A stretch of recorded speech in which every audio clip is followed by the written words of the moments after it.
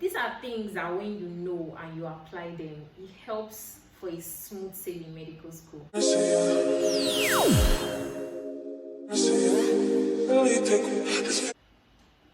Hi everybody, welcome to another episode of my YouTube channel. So today I'm going to be sharing 5 very important relationships that you need to sail through medical school with no stress. If you haven't subscribed to my channel, what are you waiting for? Take a second or two and press on the subscribe button and make sure that you click on the notification bell so that you get informed anytime I post a video. Good relationship with your course rep. Oh my god, this cannot even be overemphasized. You see those people they call course reps, some of them can be demons from the pit of hell, and if they decide to deal with you, oh my god, even the devil himself will not be able to save you from them. Course reps are usually very close to lecturers, and a lot of them are liked by lecturers, except the course rep just has 2 heads. They have a lot of information. There are some lecturers that are very strict with attendance. They'll tell you if you don't make up to 75% attendance, you can't take my exam. They might not even announce it to the class, but somehow they'll be able to pass the information to the course rep. So in a situation like that, if you're close to the class, to your class rep, you might be able to get information like, you need to attend class, so this lecturer doesn't play with attendance. So for some reason or the other, you might be absent from class. Maybe you're ill, or you just want to go somewhere and do something that you don't have any business doing, and you don't necessarily have a good excuse to give to your lecturer as to why you are not going to be in class. If you have a good relationship with your course rep, he or she might be able to help you. I'm not supporting people starving classes, right? I'm just saying that if for any reason, you're not able to attend class and you are not trying to have any problem with your lecturers as to attendance, there are always ways to go about it to make sure that you're moving smoothly. Course reps always get first-hand information. Sometimes they get AOC from lecturers because of the closeness they have with lecturers. Sometimes the lecturer might be like, make sure you know this. I hope you are studying. I hope you know this. I hope you know this. Make sure you know everything about sickle cell. Make sure you read about this. Make sure you read about that. So not necessarily telling them what will come out, but giving them areas of concentration. If you are close to such a person, you will be able to get access to those information. Now you will study like a normal person, but you can agree with me that it helps a lot when you have an area of concentration, because trust me, there are so many things to read, and the worst thing that can happen to you is to go for an exam after studying and you get asked questions that you did not study. Maybe out of 10 topics, 6 topics, like from the front to the back, you are like on fire on those 6 topics. Then maybe the other 4 is like you're not so strong in those ones, and then you go for an exam and they decide to ask you questions from the ones that you're not so strong. You just look like you didn't even study. You just look like you are just dull. You just look like you don't have sense. That's how exams are, and it's another reason why nobody really looks down on people who fail any course or any class in medical school, because it doesn't mean that you're dull. Just anything can happen. Do you understand? Anything can just happen. So if you have this good platonic relationship with your course rep, you can have access to such an information that would help you to make sure that you are not studying amiss. However, if you have a course rep who wants to take advantage of their position as course rep to just be unnecessarily mean to you, I don't think you need to tolerate that. You should get the person reported. When I was in, I think 400 level, there was just this human being. I don't want to call him names, but there was this human being. He was my course rep. We were friends, but for some reason, I don't know, he just started keeping malice with me, carrying face for me.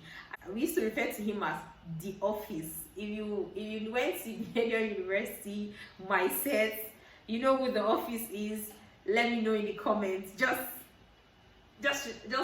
leave a comment. Let me see if you are right or you're wrong. But that was then anyway. I'm not holding it against him. He was just unnecessarily, I think we were friends, but he would try to be unnecessarily touchy and close and things like that, just to annoy me and irritate me. So I think one day I shunned him in front of people and he took it personal. What this guy did was he removed my, we normally pay a certain amount of money every month to get messages about messages for lecture, because we're not all staying in one place. When you get to 400 level from my school, you move to Benin, because we're taking our lectures in the teaching hospital there. So because we lived in different places, we normally get a text message from the course rep as to if we had any lectures, what time, and all of that. So I would just notice that there was a particular day I wasn't aware. Somebody was like, "How far are you not coming for lecture?" I'm like, "Which lecture?" Said, "Ah, they texted us now. Did you get the message? We have lecture." I didn't get any message. I quickly started dressing around. I practically ran to class. You get. Then the other day I came back. I came to class and everybody was with their booklet. There's this manual they give to us for medicine, and I think medicine, surgery, O&G, pediatrics had their manuals. That day everybody came to class with their surgery manual. Like all the procedures you watch, you assisted in. Nobody performed anything because you're either watching or you're assisting. So you just keep writing them down. You get your whoever it is, maybe the consultant you worked with or the registrar you worked with, to sign for you to show that you've been involved in clinical activities. So everybody brought theirs to class, and I was wondering why people brought their own. Like, what's going on here? And I was told by a friend of mine that I need to get the text message, and so course rep said we should bring our surgery manual to class today, that the consultant wants to sign on it. I was like, oh my god, what is going on? Like, it was always happening, but that day was so bad because our surgery lecturer, Professor Chedozie, doesn't take rubbish. If he says bring your manual today, you don't bring your manual the next day. He's very serious, he's very disciplined. That day I felt so bad. I almost cried. The whole thing was beginning to affect me. It was just so annoying. I went to him, I was like, why didn't I get... He just acted like he just shone. He was like, I don't know, I sent messages, and he just, that day I felt so bad. I did not know what to do. I almost wanted to report to our dean then, like, this is what I'm facing, I don't know what I've done to this person, and this person tried to frustrate me in this class. But a friend of mine was like, see, just let it be, don't start trying to raise doors, don't worry, anytime you send a message, I'll forward it to you, just leave him alone. I was paying, because I pay every month for this text message, but I'm not getting any information. So my friend was like, just let it go, if there's any important message, I'll send it to you. So that day I think I was able to go get my manual, we go sign. In other words, what I'm saying is, try as much as possible to be on their good side. But if this person is just being an asshole for no just reason, and they are beginning to frustrate you to the point where it's now affecting your studies, then you need to do something about it. Luckily for me, I was able to get all that sorted out, and we moved to another class, and all that was over. Unless you come from a family where you have unlimited allowance, like you get money anytime you want, all your needs are being met. But if you come from a normal average family where a certain amount of money is given to you every month and nobody gives you any extra, if the time for that money has not elapsed, if you come from such a family, they need to know how to manage your money. Like, you need to know how to stretch the money very well. The last thing you want to do is to be broke in medical school. Let me tell you something. It's very hard to concentrate on an empty stomach. Your brain functions with glucose. That's why when you're hungry, it's almost like you can't concentrate. You don't understand. You'll be reading, and something that should take you like 5 minutes to understand, you use 20 minutes, 30 minutes, reading one line, one sentence. So you need to know how to manage your funds, because you need to eat. You need money for your personal things. You need money for your transport. If you have a car, you need money for fuel, for repairs, and all of that. And it can be very hard when in the middle of the month go broke in school.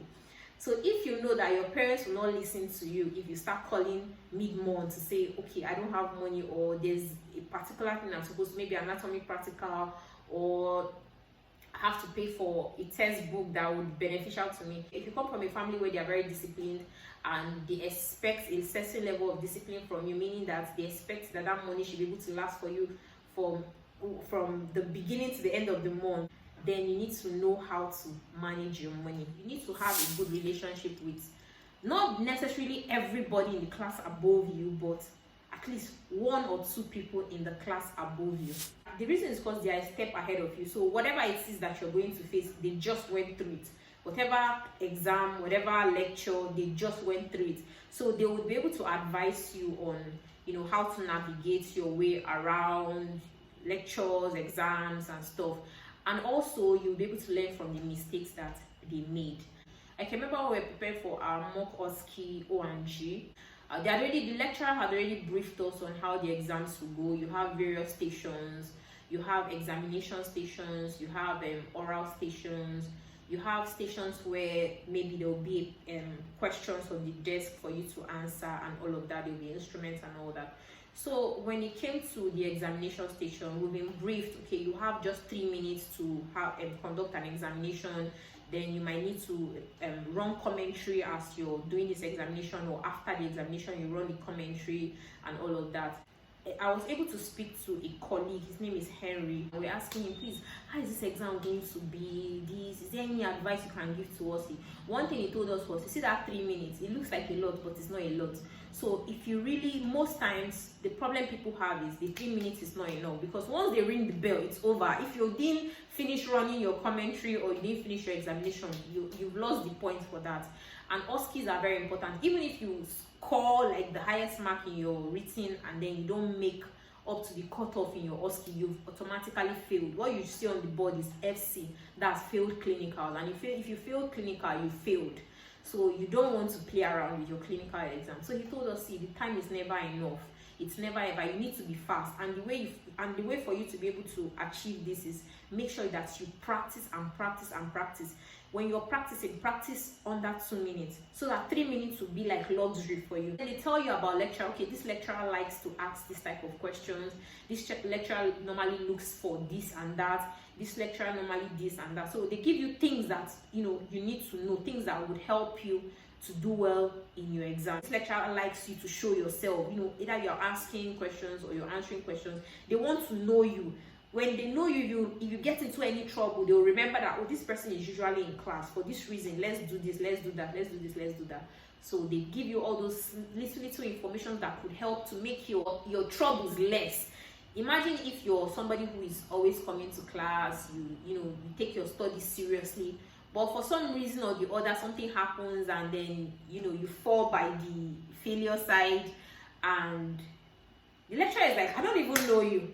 But then you're always in class. Maybe you're just sitting at the back and they just didn't notice you. So sometimes you need to make yourself to be noticed, not for bad anyways, but for good. You need to have a platonic, decent, nice, good relationship with the house officers, the registrar. These are people that you meet in the hospital, even though they are not being paid per se to teach you, but they are always willing to help. Most of them are registrars that are preparing for exams, so they are hot, they are constantly studying. And during my time, there were registrars then that would just organize teaching rounds for us before the exam. They would teach us how to do proper examination. This is how you do, this is where you stand, this is what you do. Something as simple as greeting your patient, introducing your patient and saying thank you at the end can make a difference between you passing and failing. Let me give you an example. If you want to do an examination now, let's say abdominal examination, there are points for several things that you do. Introducing yourself, 1 mark. Asking for permission, see, that's the right thing to do. Just that when you start practicing, you forget all these things. You have to ask the patient for permission before you touch them. So that carries another 1 mark. Saying thank you at the end of everything still carries 1. So that's like 3 marks out of 10. I know how it can be with family sometimes, but you need a support system. There are times when you just, things will just be so rough. Studies will be hectic. Lectures will be annoying. There will be times when you want to quit. There will be times when you cry. There will be times when you'll be frustrated. And at that time, you need a good support system. There were so many times when I was like, God, who sent me? Why did I thought of quitting. But when you have a good support system, they would always encourage you. They would always make you feel better and, kind of remind you of why you started in the first place. I see